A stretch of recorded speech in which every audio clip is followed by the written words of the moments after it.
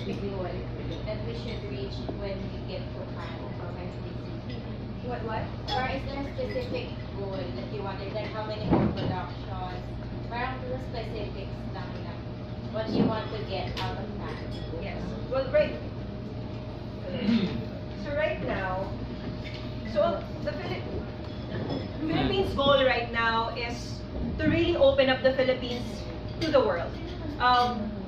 Right now, cinema is a global market.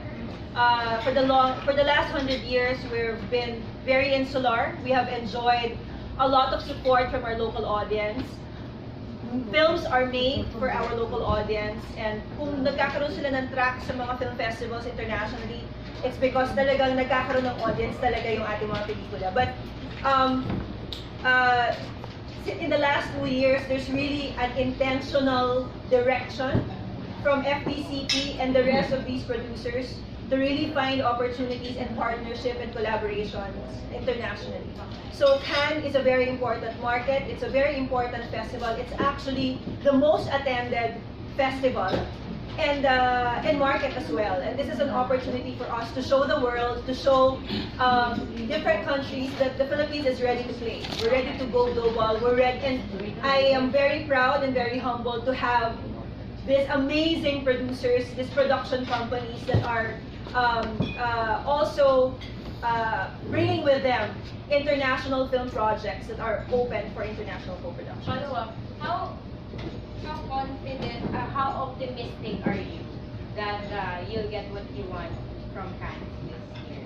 Like, you have an amazing delegate. Yes. So you must be very optimistic. The Spotlight Producers in Cannes Producers Network started last year.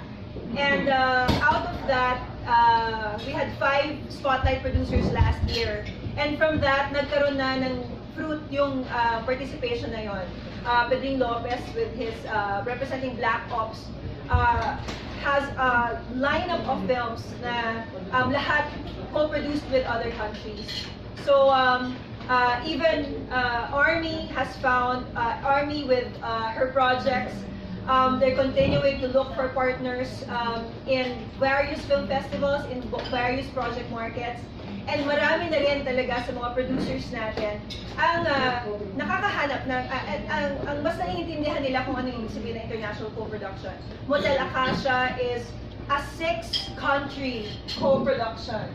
And it's really telling us that this is the direction, this is the route, this is where we're going now as an industry. Aside from, really coming up with film still that is catering to our local audience, we have to really maximize and find opportunities to find audiences beyond the Philippines.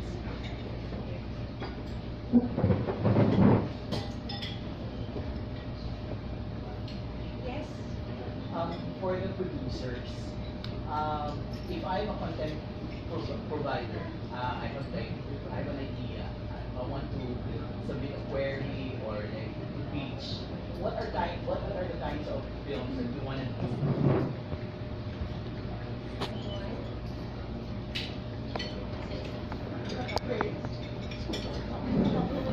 Hello. Maganda siya. Hi. Kami sa ABS-CBN Films, we have particular intentions when we do production. So of course, when we do co-productions here in the Philippines, or when we do projects here in the Philippines, we want to have the box office potential for Philippines. But of course, we're aware kasi na since ABS-CBN Films also opened up already, we're not just in the business of doing films for the sake of blockbuster. We also want to take the art house route. So we want to do films also that matter. We also want to do films syempre that would resonate to international film festivals. So siguro the question, to answer your question, kapag naghahanap kami ng pelikula, depende. Kasi it has to be our relationship with the co-producer. We have to have the same vision. Kasi if the co-producer wants kita, di ba? But I also want to make it in their country, that's another intention. If the co-producer says, hindi, let's do this kasi we want to go the international festival route, that's another intention. So, marami namang ibang intentions of doing it, but I think what's very important is that both parties or both producers agree in the intention of why they're doing a film. Okay.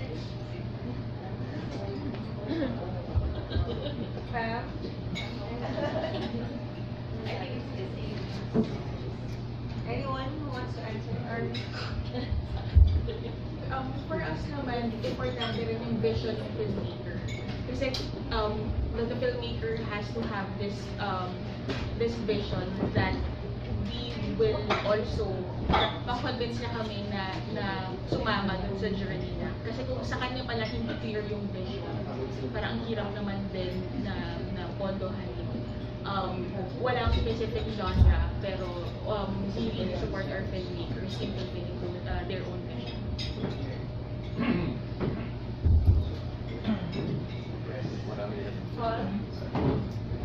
Well, I guess for me it's story at the end of the day.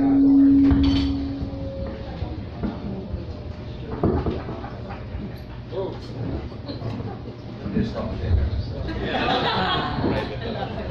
Yeah, for me naman it's story.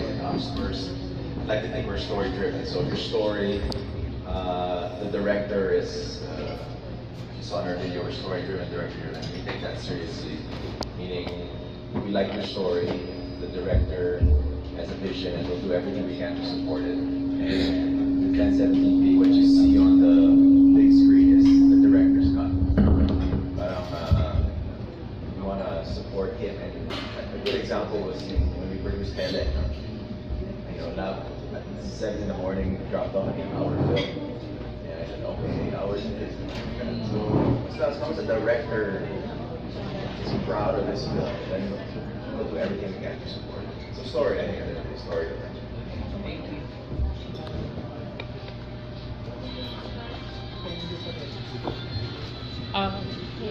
Ano pa yung ibang activities sa Cannes aside from yun nga screening ng ibang films? Will there be, let's say, a booth na it will showcase Philippine cinema, or let's say the history of Philippine cinema?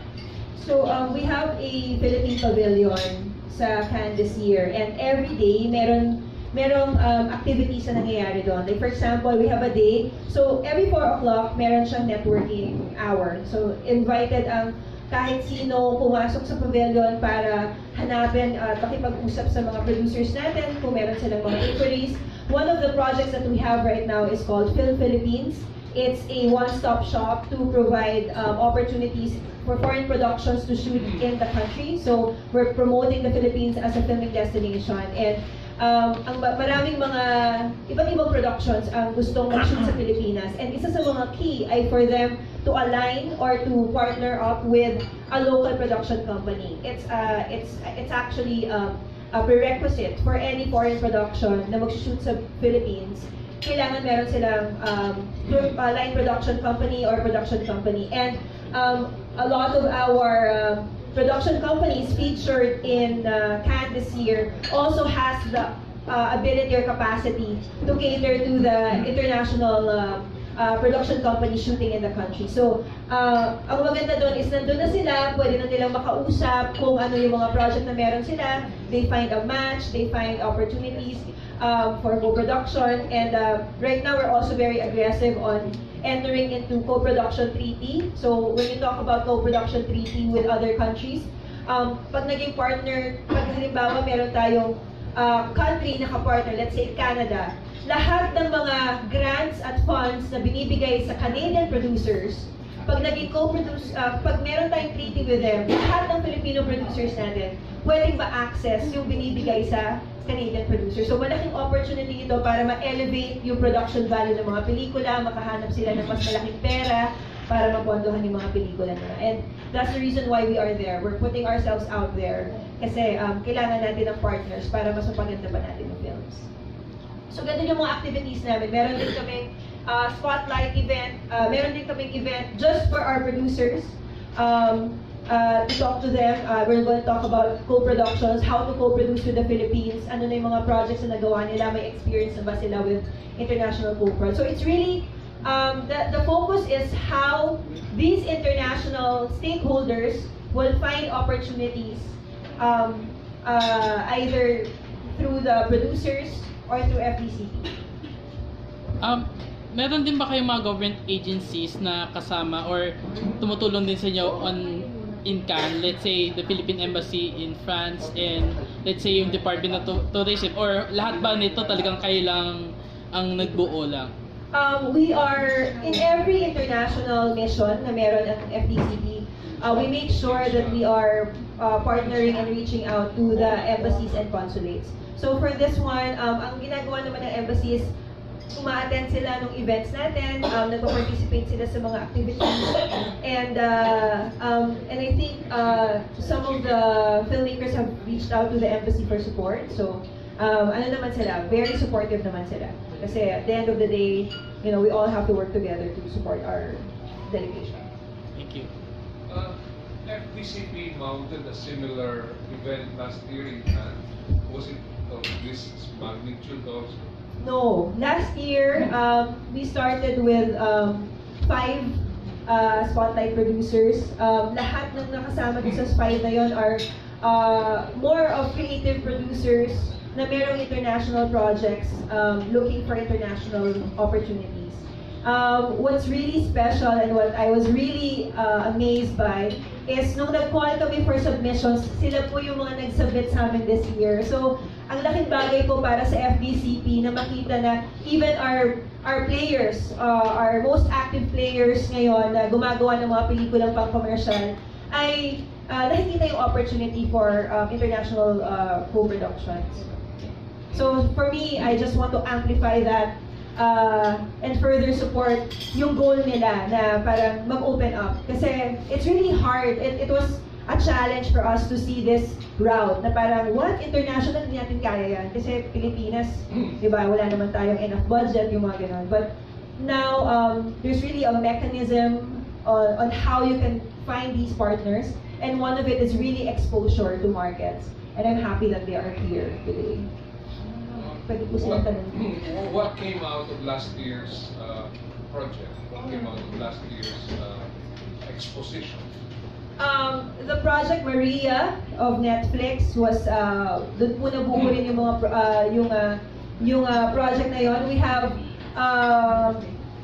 co-producers yung project ni Allenberg Ang is also part of the featured projects na kasama po last year. They were also able to find international film festival programmers for the films that they already have. So iba't iba po kasi yung purpose nung ginagawa nilang partnership. It's either they're looking for partners through film festivals na magpapalabas ng kanilang mga pelikula. Pwede silang makahanap ng distributor na magdi-distribute ng mga pelikula nila sa mga projects, sa mga countries na merong territorial buyers, or co-producers na tutulong sa kanila sa mga films.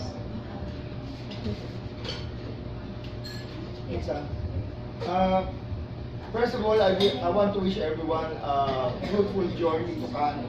May you all be successful in your quest to have co-producers for your respective projects, especially si Madonna. Use your irresistible charm. Thank you, Tito Mario. I want to ask the filmmakers who are here now who have works exhibition in Cannes later. Tell us about your films. What are they about? So we will know what to write about them. Let's start with the Ophelia filmmaker.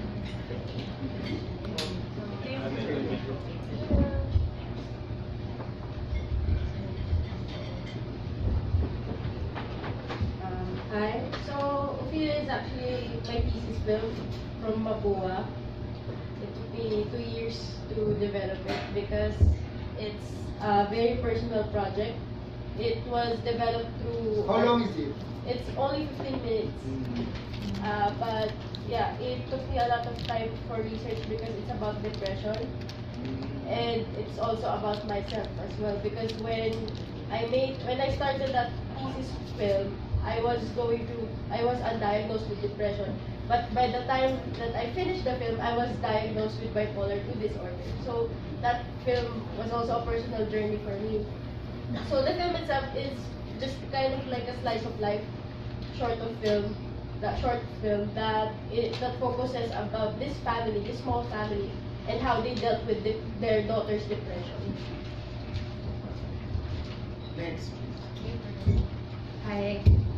Could you please introduce yourself to us? Hello. Hi, I am April Batican, one of the line producers from Epic Media. So, our project is The Manila Lover. It's a co-production with Barbosa Film. It's a short film and Barbosa is Norwegian. yes. Okay. It's a short film about a middle-aged Nordic man who comes to the Philippines and finds a woman for him. So it's basically breaking that norm or that stigma of foreigners finding Filipino wives and parang the bad reputation of Filipinas marrying or like looking for a fam boyfriends or significant